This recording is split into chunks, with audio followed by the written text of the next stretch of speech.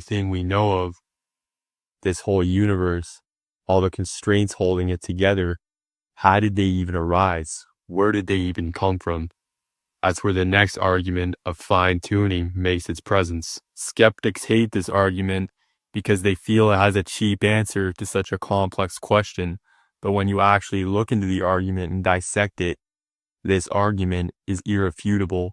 And it makes a lot of sense for why religion is still relevant and why people have worshipped gods throughout all of human history. The universe is just way too intelligent to have all happened by chance, by random coincidence, by two things coming together and creating everything else.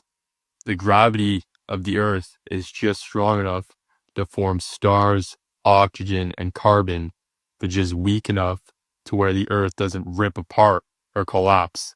It has just enough water for aquatic life to be sustained and that we don't die of thirst, but just less enough to where the Earth doesn't flood like it did in Noah's Ark.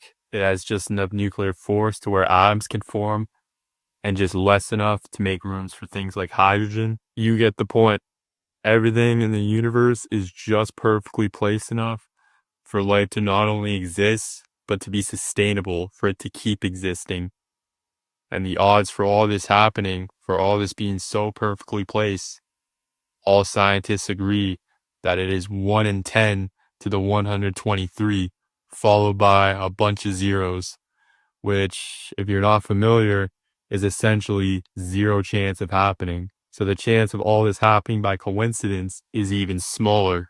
This implies an intelligent creator, a mind, a designer behind all of it. And this